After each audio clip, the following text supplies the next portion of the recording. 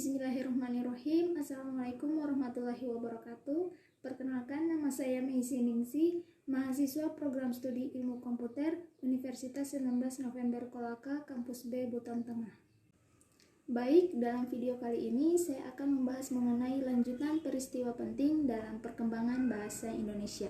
Untuk mengetahui lebih jauh, simaklah video berikut. Baik, langsung saja yang pertama yaitu pada tahun 1936, di mana Sultan Takdir Aisyabana menyusun tata bahasa baru bahasa Indonesia. Selanjutnya bagian kedua yaitu pada tahun 1942 sampai 1945, di mana Jepang melarang pemakaian bahasa Belanda yang dianggapnya sebagai bahasa musuh. Penguasa Jepang terpaksa menggunakan bahasa Indonesia sebagai bahasa resmi untuk kepentingan penyelenggaraan administrasi pemerintahan dan sebagai bahasa pengantar di lembaga pendidikan. Sebab bahasa Jepang belum banyak dimengerti oleh bangsa Indonesia. Hal yang demikian menyebabkan bahasa Indonesia mempunyai peran yang semakin penting. Selanjutnya yaitu bagian ketiga yaitu pada tanggal 18 Agustus tahun 1945, di mana ditandatanganilah Undang-Undang Dasar 1945 yang salah satu pasalnya yaitu pasal 36 menetapkan bahasa Indonesia sebagai bahasa negara. Kemudian bagian keempat yaitu pada tanggal 19 Maret tahun 1947, di mana diresmikan penggunaan ejaan Republik sebagai pengganti ejaan Van op Nuisen yang berlaku sebelumnya. Selanjutnya bagian kelima yaitu tahun 1948, di mana terbentuknya sebuah lembaga yang menangani pembinaan bahasa dengan nama Bahasa. Lembaga ini pada tahun 1968 diubah menjadi Lembaga Bahasa Nasional pada tahun 1972 dan diubah lagi menjadi Pusat Pembinaan dan Pengembangan Bahasa yang selanjutnya lebih dikenal dengan sebutan Pusat Bahasa.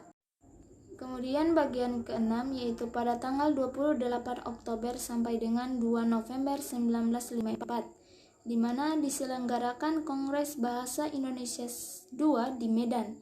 Kongres ini merupakan perwujudan tekad bangsa Indonesia untuk terus-menerus menyempurnakan bahasa Indonesia yang dianggap sebagai bahasa kebangsaan dan ditetapkan sebagai bahasa negara. Berikutnya bagian ketujuh yaitu pada tanggal 16 Agustus 1972, di mana H.M. Soeharto, Presiden Republik Indonesia, meresmikan penggunaan ejaan bahasa Indonesia yang disempurnakan atau EYD melalui pidato kenegaraan di hadapan sidang DPR yang dikuatkan pula dengan keputusan Presiden nomor 57 tahun 1972.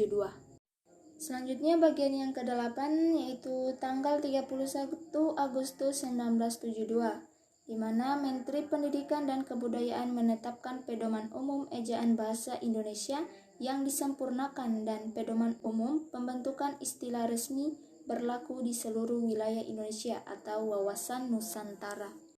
Berikutnya yaitu pada tanggal 28 Oktober sampai dengan 2 November 1978, di mana diselenggarakan Kongres Bahasa Indonesia III di Jakarta.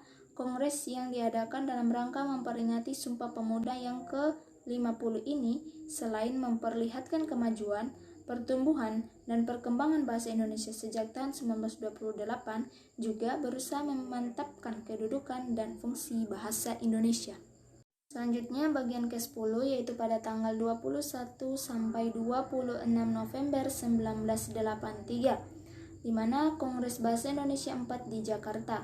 Kongres diselenggarakan dalam rangka memperingati Hari Sumpah Pemuda yang ke-55. Dalam putusannya disebutkan bahwa pembinaan dan pengembangan bahasa Indonesia harus lebih ditingkatkan sehingga amanat yang tercantum di dalam garis-garis besar haluan negara yang mewajibkan kepada semua warga negara Indonesia utuh menggunakan bahasa Indonesia untuk menggunakan bahasa Indonesia dengan baik, benar, dan tercapai secara maksimal.